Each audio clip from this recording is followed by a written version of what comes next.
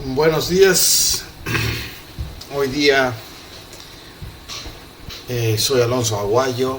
Bienvenidos a este canal de fe y pensamiento crítico. Hoy día vamos a leer Génesis 11 del Antiguo Testamento. En Génesis 10, siempre haciendo un recuento, hemos leído sobre los descendientes de Noé y las generaciones después de cada uno de sus tres hijos, ¿no es cierto? Jafet, cuyos descendientes son los gentiles, palabra nueva. Este es el epitafio, no escrito por las escrituras, sino por los teólogos estudiosos que pusieron este tipo de Biblia en publicación. Esta es la Reina Valera. Luego Cam, cuyos descendientes incluyen a los cananeos, y Sem, de quien vino Peleg, en cuyos días se dividió la tierra. ¿Recuerdas que hablamos de eso, no es cierto? No voy a volver a mencionar esto, pero en fin, hemos hablado de los gentiles, hemos hablado de los cananeos, personajes importantes en las historias, grupos sociales importantes en las historias que vienen más adelante. Unos vienen de Jafet, hijo de Noé, el menor, y otros vienen de Cam, el segundo hijo de Noé, los cananeos, ¿no es cierto? Y de Sem, bueno, solo se menciona un personaje importante por un evento que ocurrió durante la vida de ese personaje, hijo de Sem, o descendiente de Sem. Un evento que provoca mucho debate, se dividió la tierra. Bueno, ya hablamos un poco de eso en el capítulo anterior, el video anterior. Hoy día vamos a hablar del capítulo 11. Y entrando de frente al contenido de las escrituras. A ver qué encontramos. Tenía entonces, por cierto, ¿cómo acabó el capítulo 10? Acabó, y estas son las familias de los hijos de Noé por sus descendencias, sus naciones, y fueron divididas las naciones en la tierra después del diluvio. Interesante. Divididas las naciones en la tierra después del diluvio. Estamos hablando de un esfuerzo fronterizo, ¿no es cierto? De límites. Y tal vez a eso se refería con que en sus días se dividió la tierra. Estamos hablando de una división geográfica, político-social.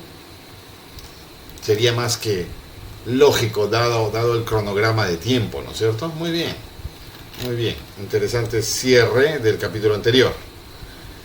Entonces, esa fue generaciones y generaciones del capítulo anterior.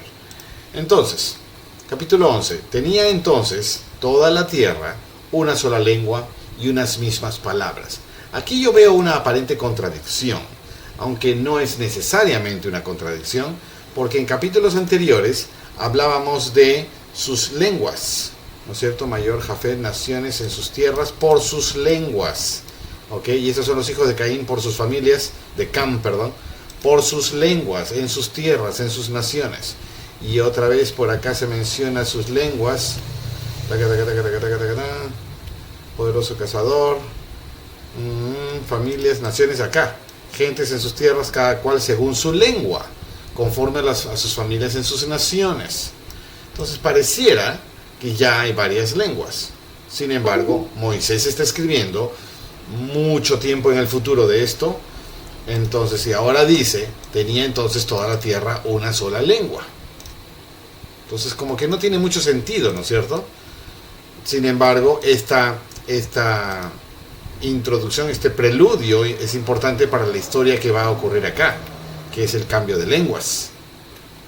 Un cambio por lo menos más importante y trascendental. Tal vez cada pueblo, sector, grupo genealógico con los cientos de años generaron su propio estilo de lenguaje por la propia corrupción social de las generaciones, corrupción lingüística social de las generaciones, y tal vez eran diferentes un país de otro, pero todavía como que se entendían, digamos como el inglés de Inglaterra y el inglés de Norteamérica, y el inglés australiano y el inglés de India.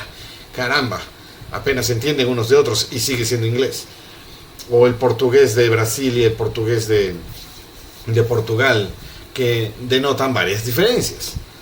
Sí se entienden, pero varias diferencias. Muy bien, tal vez.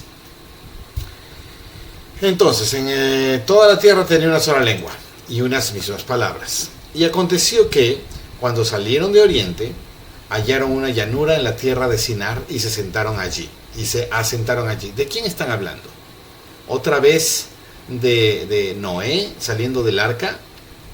¿O de quién estamos hablando? Y se dijeron los unos a los otros: vamos allá, vamos, hagamos ladrillo y cozámoslo con fuego. Y les sirvió el ladrillo en lugar de piedra y el asfalto en lugar de mezcla. Y dijeron: vamos, edifiquemos una ciudad y una torre cuya cúspide llegue al cielo, y hagámonos un nombre, seamos famosos, no sea que seamos esparcidos sobre la faz de toda la tierra. ¿Qué podemos entender acá? Acá dice: todos los hombres hablan un mismo lenguaje. Acá dice: ellos construyeron la torre de Babel. Ya se pasó. Entonces, aconteció que cuando salieron de oriente, hallaron una llanura en la tierra de Sinar. ¿Dónde queda la tierra de Sinar? A ver, podemos preguntar al asistente.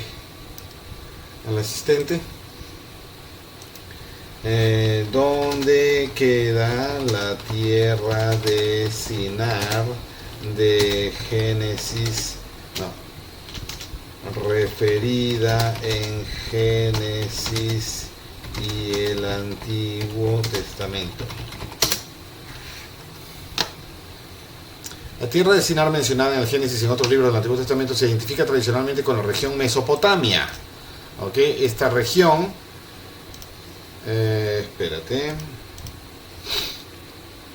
esta región histórica se encuentra en el Medio Oriente, entre los ríos Tigris y Éufrates, en lo que hoy es el actual Irak y partes de Siria y Turquía.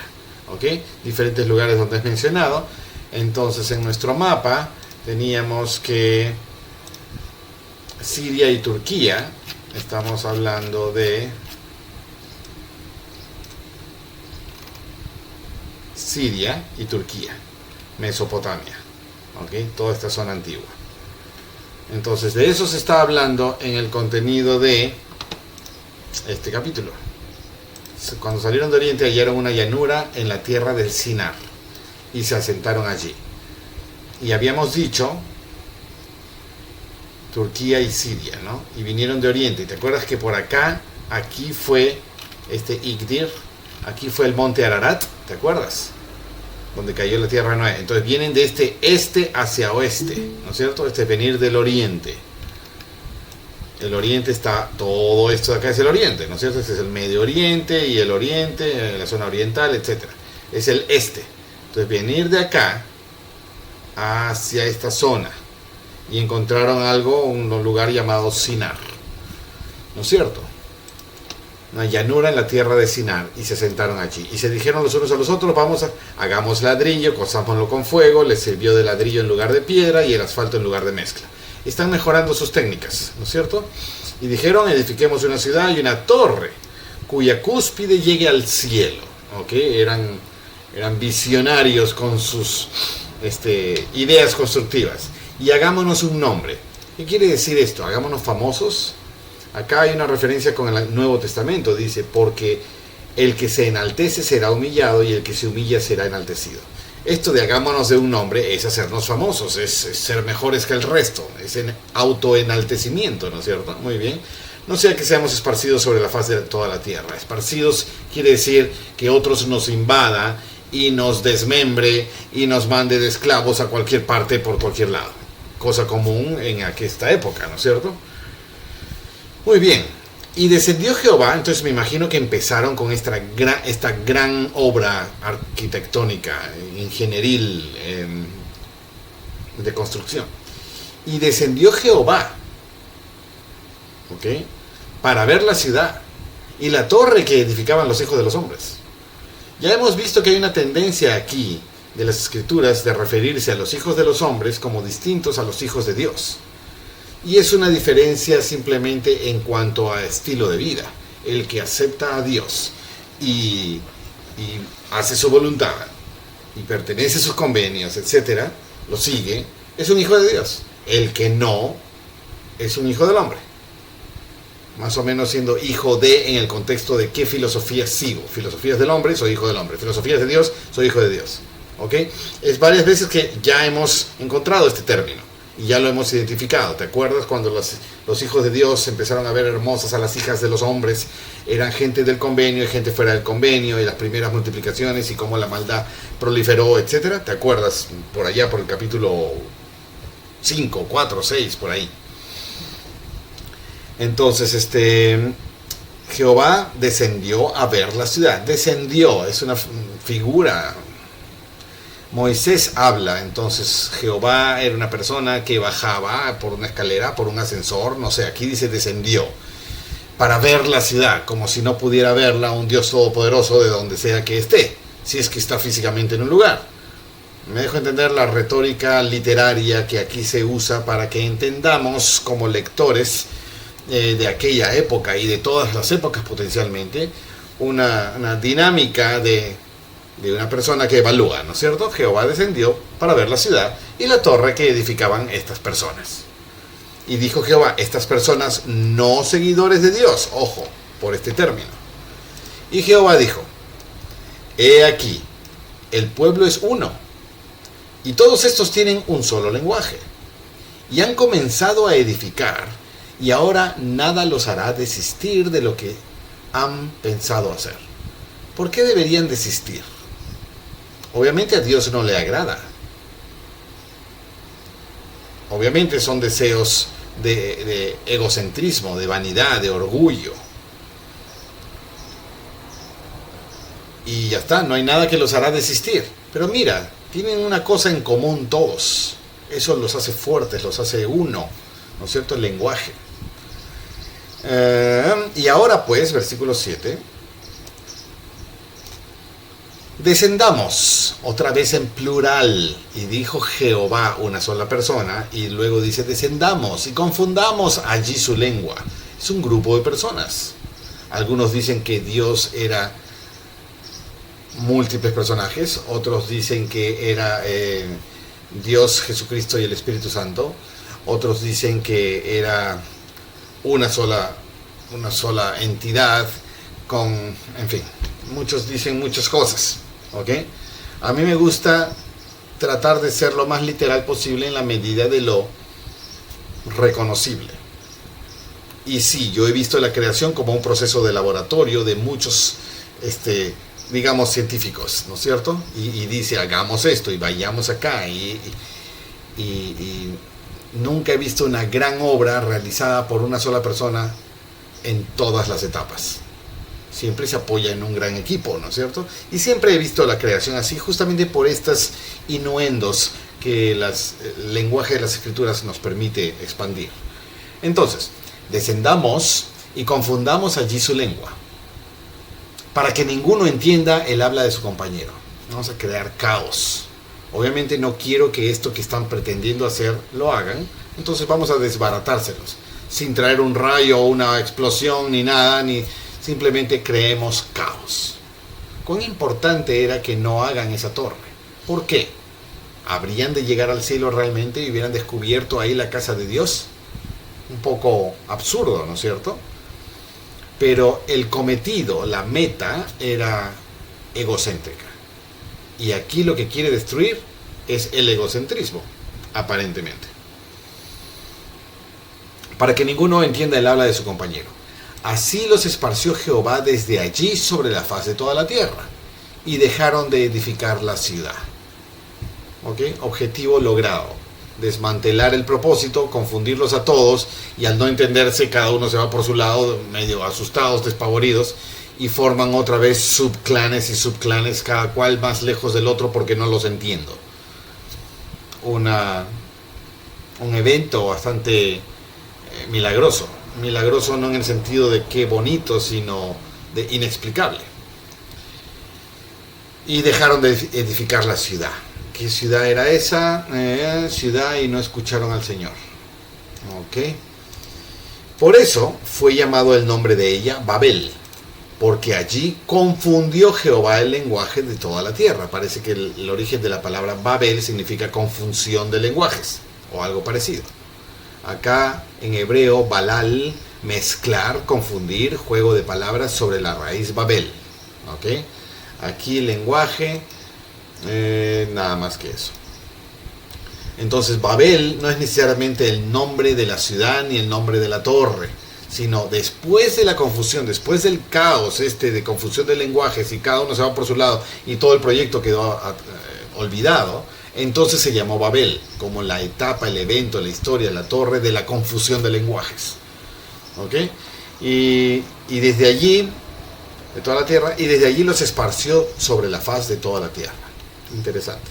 Toda la tierra conocida por ellos en aquel tiempo, o toda la tierra como la conocemos ahora, planeta Tierra. Estas son las generaciones de Sem. Otra vez, Sem, Cam y Jafet, ¿te acuerdas? Otra vez del capítulo anterior. Y hablamos otros nombres que ya se han mencionado en el capítulo anterior. Qué afán de repetir, ¿no es cierto? A veces pareciera que hay incongruencias de intención. Sem, de edad de 100 años, engendró a Arfaxad, 2 años después del diluvio. A la edad de 100 años, 2 años después de... Qué interesante, 2 años después del diluvio. O sea, Sem tenía 100 años cuando empezó el diluvio. Qué interesante, no recordaba eso. Y vivió Sem después que engendró a Arfaxad, su primer hijo, supongo, 500 años más. Y engendró hijos e hijas. ¿Te acuerdas que Dios había dicho que iba a reducir el tiempo de la vida de las personas a 120? Pero aquí todavía está ocurriendo. Sem, después del diluvio, vivió 500 años más. Y tenía 100 cuando ocurrió el diluvio. Y Arfaxad, ese hijo, vivió 35 años y engendró a Sala. Ok, 35, chiquillo comparado con los 600 años de su padre. Bueno, obviamente Arfaxad nació cuando Sem tenía 102 años y su padre vive 500 años más, pero a sus 35 ya tuvo a Sala. Y vivió Arfaxad después que engendró a Sala 403 años, o sea, murió al mismo tiempo casi que Noé, que su padre. Y engendró hijos e hijas. Y Sala 30 años y engendró a Eber. Y Sala, después que engendró a Eber, 403 años y engendró hijos e hijas. Y otra vez estamos hablando generaciones tras generaciones, pero ya no para... El capítulo anterior fue para identificar pueblos formados por cada uno de estos 3 hijos. Los cananeos, los filisteos, ¿te acuerdas? Ahora estamos hablando una línea. Padre, hijo, a hijo, a hijo, y no cualquier hijo, parece ser el primogénito, ¿no es cierto? Y a qué edad los tuvieron, y después de eso, cuánto vivieron, y que tuvieron más hijos e hijas. ¿Cuántos habrán tenido? Imagínate, si a los 30 años tienes un hijo, 10 veces más, 300 años, me imagino que por lo menos tendrías 10 hijos más. Y potencialmente muchísimo más que eso, ¿no es cierto? Y vivió Peleg, otra vez, Eber, ¿no es cierto? Eber, estábamos acá, ya. Y vivió Eber 34 años y engendró a Peleg. ¿Te acuerdas Peleg? El personaje de donde se habla de la división de la tierra. Que parece que se habla más de una división fronteriza de países. Y vivió Eber después de que engendró a Peleg 430 años y engendró hijos e hijas. Y vivió Peleg, Peleg, 30 años y engendró a Reu. Y vivió Peleg después que engendró a Reu 209 años e engendró hijos e hijas. Cada vez los hijos están viviendo menos y menos, aparentemente. Era 600, 500, 400, 300, 200, acá 209. Y Reu vivió 32 años y engendró a Serug. Y vivió Serug después que engendró a Y vivió Reu después que engendró a Serug 207 años y engendró hijos e hijas. Y vivió Serug. ¿Cuántas generaciones estamos pasando ya? Habría que contarlas, ¿no es cierto? Serug 30 años y engendró a Nacor. Y vivió Serug después que engendró a Nacor 200 años y engendró hijos e hijas. Y vivió Nacor 29 años y engendró a Taré. Y vivió Nacor después de que engendró a Taré 119 años, otra vez, menos, ¿no es cierto? Y engendró hijos e hijas. Y vivió Taré 70 años y engendró a Abraham, y a Nacor y a Harán. Estas son las generaciones de Taré. Taré engendró a Abraham y a Nacor y a Harán. Y Harán engendró a Lot. Y Ya estamos empezando a llegar a nombres que sí marcaron una historia importante en lo que viene de las escrituras. Abraham es un nombre importantísimo. Lot es otro personaje muy importante. ¿Ok? Entonces, Abraham, Nacor y Harán eran hermanos. Y el tercer hermano fue el que engendró a Lot. Por lo tanto, Lot era sobrino de Abraham. Abraham era tío de Lot. ¿Ok? Vamos a darle importancia a eso más adelante. Y sabemos que Abraham y Lot, y estos son personajes de Dios. Entonces, esta es la línea, el linaje de la autoridad del sacerdocio de Dios, la bendición patriarcal dada desde el origen continuamente a cada hijo primogénito. Y esta bendición patriarcal de la primogenitura al primer hijo era muy importante. Y vamos a ver más adelante eventos importantísimos sociales y políticos e históricos solamente por causa de la bendición de la primogenitura. Y este es el linaje importante, la importancia del linaje que se menciona.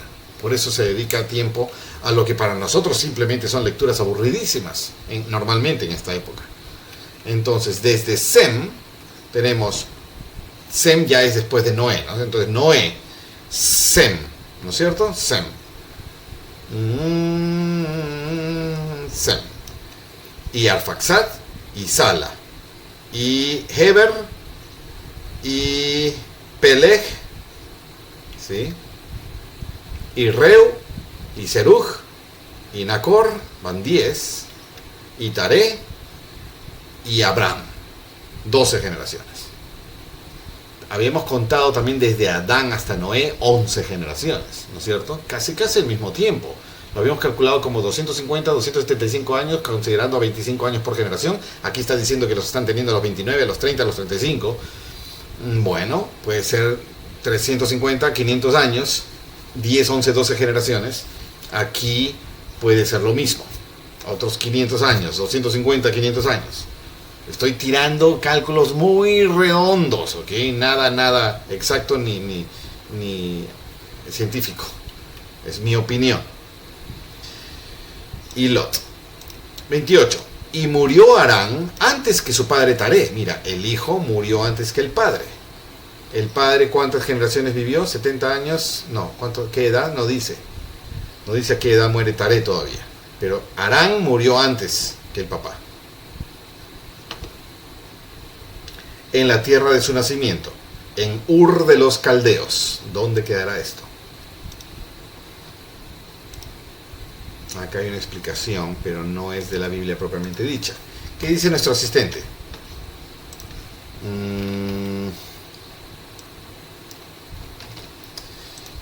¿Dónde queda la tierra de Ur de los Caldeos? Referida en el Génesis del Antiguo Testamento. Ahí está. Acá nos está diciendo que la ciudad de Sumer, ubicada en la Mesopotamia también, la mayoría de los estudiosos identifican el sitio arqueológico de Tel el Mukayyar en actual sur de Irak. Ahí está, ¿okay? Cerca del río Éufrates. Y más contexto histórico, ¿okay? Sur de Irak. Entonces, Ur de los Caldeos es donde la tierra de nacimiento de Harán. Ahí murió antes que su padre, ¿okay? Ur de los Caldeos en el sur de Irak. Esto es Irak, acá al sur. Entonces vemos cuánto se está expandiendo la gente, ¿no es cierto? Vinieron de Oriente, se expandieron, van de acá para allá, el río Éufrates. Y Irak está acá hoy, Irak, el sur más o menos por acá. Más o menos. Toda esta zona fue afectada por la historia de la Biblia en los diferentes siglos. Muy bien. ¿Y por qué es importante que murió Harán antes que su padre? Y tomaron a Abraham y Nacor, o sea, los dos hermanos que quedan, ¿ok? Los dos hermanos que quedan, porque Harán murió. Abraham y Nacor toman para sí esposas. El nombre de la esposa de Abraham era Sarai. Y el nombre de la esposa de Nacor era Milca, hija de Harán. Hija de Harán. Okay, entonces era la sobrina de Nacor y de Abraham, la tomó por esposa. Existen documentos que explican que era un honor, ¿okay? Un honor que a la muerte del proveedor el proveedor más cercano, amante, amigo, hermano, familia del que fue, se haga cargo de aquellos que ya no, que están sin cuidado, ¿no es cierto?, de los hijos. Y hacerse cargo, una mujer mayor, casarse, no era raro en esa época. No sé si estamos hablando de menores de edad. ¿Qué es menor de edad en esta época? ¿Qué es mayor de edad en esta época? No podemos juzgar culturas antiguas en base a nuestra cultura actual. No podemos juzgar prioridades o orden de valores o ética incluso antigua en base a nuestra ética actual, porque si hacemos un estudio histórico de las éticas, vamos a ver que van cambiando. Entonces no soy nadie para juzgar algo de antes en base a mi pensamiento de ahora, por lo que no lo hago, ¿de acuerdo? Pero Milca era la sobrina, hija del hermano que murió, y Nacor la tomó por esposa. ¿Ok? ¿Dónde está? Y tomaron a Abraham, el nombre de la esposa de Abraham era Sarai, y el nombre de la esposa de Nacor era Milca, hija de Harán, que murió, padre de Milca y de Isca. Harán, que murió, era el padre de Milca y de Isca, y esta Milca fue la esposa del tío Nacor, hermano de Harán. Mas Sarai era estéril, Sarai la esposa de Abraham, y no tenía hijo. La más grande ignominia, la más grande vergüenza, fracaso familiar total, era no poder tener heredad, ¿no es cierto?, hijos, descendencia. Y esto le pasó a Abraham. Justo se casó con el amor de su vida, asumo yo, y era estéril. Le salió el tiro por la culata. Pero supongo que la amaba, por lo que no la despreció, entonces continuó junto. Entonces era un gran dolor esto de no tener hijo, no poder tener hijos. Y para ella era la más grande vergüenza, autoinfligida, ¿no es cierto? Muy bien. Y tomó Taré a Abraham su hijo, recordamos, Taré es el padre que murió, el padre de los tres, Abraham, Nacor y Harán. Y tomó Taré a Abraham su hijo, y a Lot, hijo de Harán, ¿te acuerdas? Harán engendró a Lot, o sea, el hijo y el nieto. Tomó Taré a Abraham su hijo y al nieto Lot, que era del otro hijo Harán, del que murió, hijo de su hijo, ahí está, y a Sarai, su nuera, la esposa de Abraham, eso, su hijo, su nuera, esposa de Abraham, su hijo, y salió con ellos de Ur de los Caldeos para ir a la tierra de Canaán. Y llegaron hasta Harán y se asentaron allí. Acá hay una confusión. Llegaron hasta Harán, pero Harán es su hijo que murió. Harán es el hijo que murió. Entonces había un lugar también que se llamaba Harán, tal vez en honor a Harán, el hijo de Taré, o tal vez coincidencias, pero no confundir acá.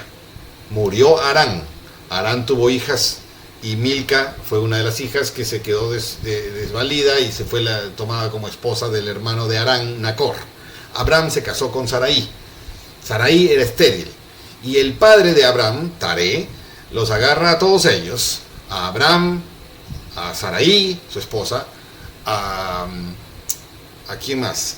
A Lot, que era el hijo de Harán, ¿no es cierto?, muerto, el nieto de Taré. Suena trabalenguas. Y salieron de Ur de los Caldeos, del sur de Irak actual, a la tierra de Canaán. Entonces la pregunta es, ¿dónde queda Canaán?, ¿no es cierto? Y volvemos a hacer la pregunta acá. Entonces copiamos el contexto, y acá la tierra de Canaán referida. Ahora nos va a ubicar dónde es eso. Prometida Dios de Abraham, acá está, partes de Siria y Jordania. ¿Ok? Abarca partes de los actuales Israel, Palestina, Líbano, partes de Siria y Jordania. Es una gran zona. Y esto es acá. Siria, Líbano, Israel, Jordania. ¿Ok? Entonces vienen desde acá este grupo de Abraham, Sarai, Lot, ¿no es cierto? Y el padre Taré, el abuelo Taré, vienen hasta esta zona de acá. Esto es importante porque esta zona se va a volver la tierra del convenio. Y este convenio es lo que ha causado problemas políticos el resto de la vida del planeta. Bueno, la vida de los humanos. Pero entonces vienen desde acá más o menos hasta acá. Por esta zona de acá. Muy bien. ¿Qué más? La tierra que Canaán, y llegaron hasta Harán y se asentaron allí. Supongo que, no sé si habrá algún lugar que se llama Harán, pero por ahí fue. No es relevante encontrarlo exactamente, creo yo. Y fueron los días de Taré 205 años. Ahí está. Murió el abuelo Taré.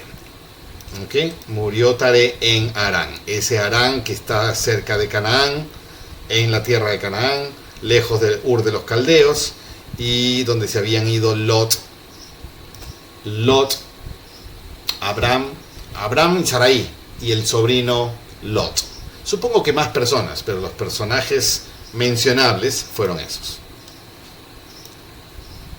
Milca y Harán, y tomó Taré a Abraham su hijo, a Lot, hijo de Harán que murió, hijo de su hijo, y a Sarai, esposa de Abraham, su nuera, esposa de Abraham, su hijo, y salió con él. Sí, solo ellos.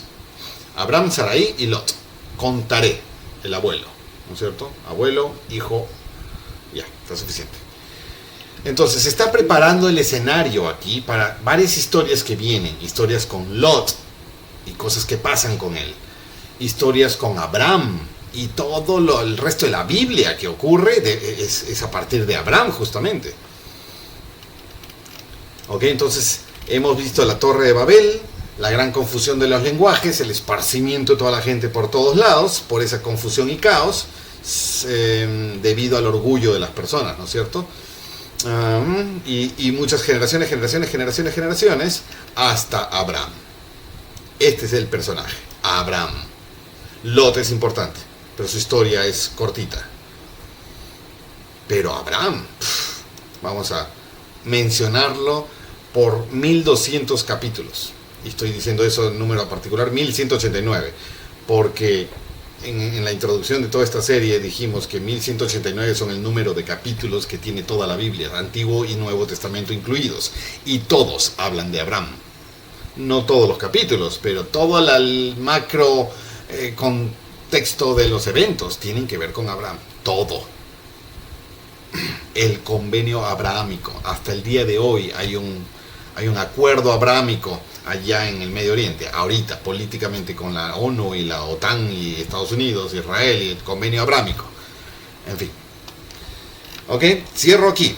Cierro el capítulo 11, que está preparando la antesala. Importante encadenamiento de linajes. Es importantísimo el linaje para eventos que vienen. ¿Ok? Cierro aquí el capítulo 11, nos vemos en el 12.